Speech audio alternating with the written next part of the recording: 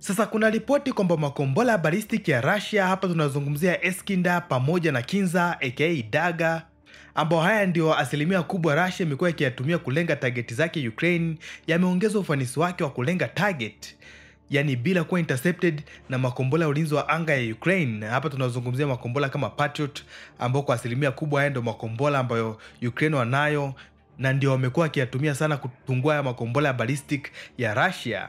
Sasa ripoti zimekuwa zikisema kwamba haya makombora ya Patriot ambayo Ukraine wamekuwa wakiyatumia kutungua ya makombora ballistic ya Russia yalikuwa yanaweza kufika hadi ufanisi wa 37% kwenye upande mzima wa kutungua ya makombora ballistic ya Russia. Hapa tunazungumzia Kinza pamoja na hili kombora la Iskander. Sasa unaweza ukasema Max, 37%, hii ni percentage ndogo sana. Yani kweli, ukilinganisha na mifumo mingine ya ulinzi wa anga, kwa mfano ukiangalia Israeli, mfumo wao huu unafika hadi 80% hadi 90%. Na kuna sababu kwa nini mfumo unaweza ukafika hii asilimia kubwa ya ufanisi, sababu Israeli wanatumia kitu kinaitwa layered air defense.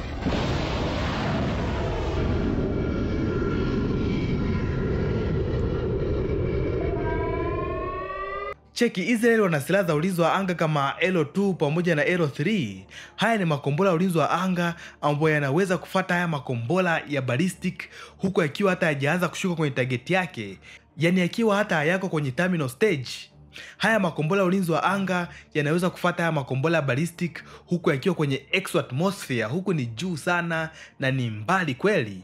Ndio maana kwenye video za makombora ballistic ya Iran yakiwa naenda kushambulia Israeli, huo unaona kuna vitu vinalipuka juu, yani kuna mlipuko fulani huo unatokea na unaonekana ni amazing sana.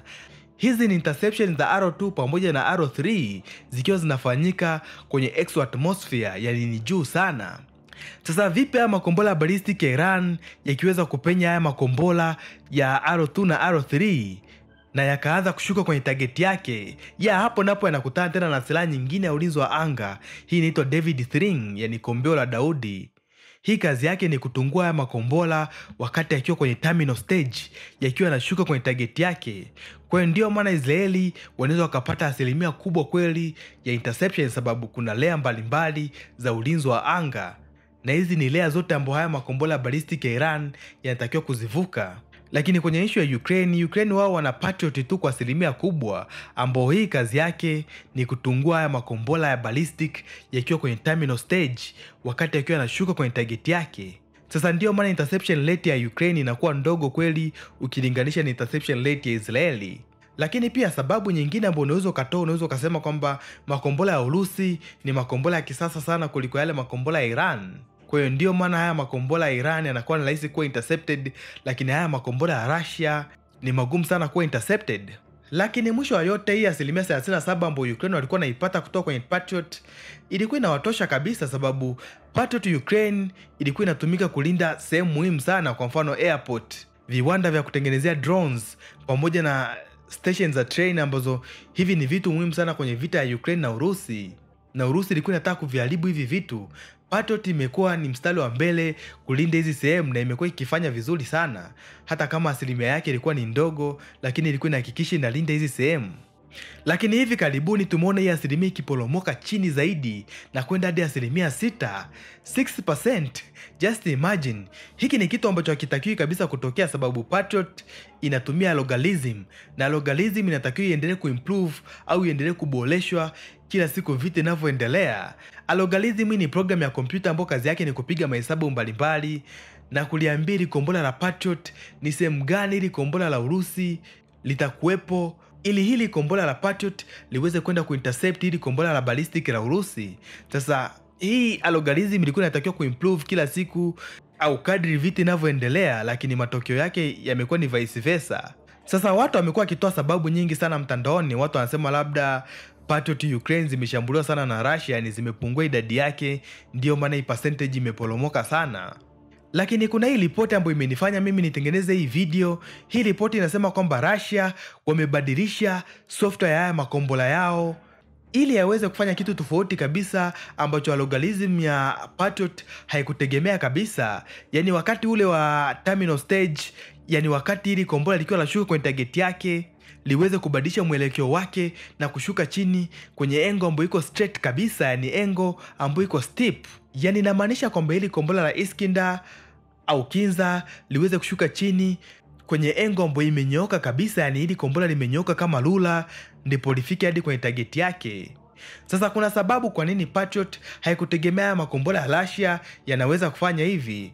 Sababu hili kombora likifanya hivi au likiweza kubadilisha angle of attack na kuwa iko straight sana, labda tuseme angle 90 au labda angle 80, inamaanisha kwamba hili kombora litaongeza mkandamizo na joto kubwa sana. Kwa hiyo hili kombora kama material yake atakuwa legelege, litaweza kuyeyuka kabisa. Lakini pia kuna force nyingine inaongezeka hapa. Kuna kitu kinaitwa G-load au force ya gravity itaongezeka kweli hili kombora likitaka kushuka kwenye angle labda 90 au angle 80. Na nguvu ya gravity ikiwa inaongezeka, inamaanisha utahitaji material magumu kweli kuweza kuhimili hii nguvu. Kwa hiyo ndio maana Patriot kutegemea kwamba hili kombora litaweza kufanya hivi kabisa.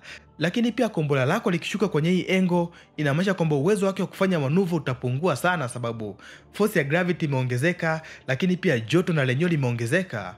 Kwa hiyo ndio maana ni mara chache sana utakuta kombora linaweza kufanya hivi. Sasa na hii ndio sababu kwa nini Patriot inafeli kuyatungua haya makombora, sababu haijawa programmed kufuata haya makombora huko yanapoenda.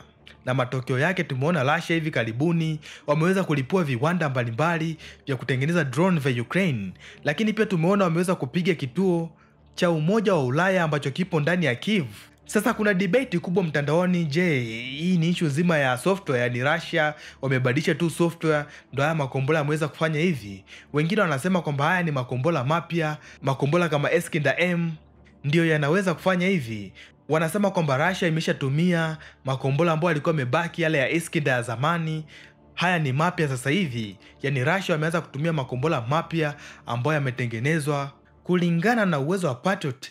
Ni kama Russia wamejifunza ni kitu gani Patriot inaweza kufanya, na wametengeneza makombora yenye uwezo wa kuzuia Patriot isiweze kufanya hiki kitu. Sasa mimi naweza nikasapoti sababu haya ni makombora ya Iskender M ndio yanafanya hii kazi. Sababu ili uweze kubadilisha angle of attack kwenye terminal stage, issue haitakuwa kubadilisha software tu, hii itakuwa ni issue ya material.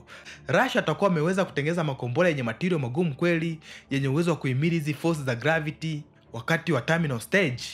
Kumbuka Russia hawa ndio watu walioweza kutengeneza submarine yote kwa kutumia material ya titanium. Hii ni hatari. Okay, na swali lingine ni je, Patriot hivi karibuni itaweza kweli kurudisha hali yake ya kawaida, yani kurudi kwenye ile percentage yake ya 37 au hata kuenda juu zaidi? Mimi nadhani itaweza kufanya hivyo. Hii ni issue nzima ya muda tu. Japokuwa watu wanasema Patriot haitaweza kabisa kufuata haya makombora na hii percentage itaendelea kushuka chini zaidi. Mimi naamini wataalamu wa Patriot wanaweza wakaangalia ni trajectory gani itakuwa na ufanisi zaidi wa kufuata haya makombora ya Urusi na kuweza kuya-intercept wakati akiwa anataka kushuka kwenye target yake. Lakini pia issue nyingine mimi nadhani ni idadi ya Patriot. Tunajua ripoti zinasema kwamba ni idadi ndogo kweli ya Patriot ambazo zipo Ukraine. Wanasema kwamba ni mabetri 6 tu ndo yapo Ukraine. Sasa hii ilikuwa ni ripoti ya zamani.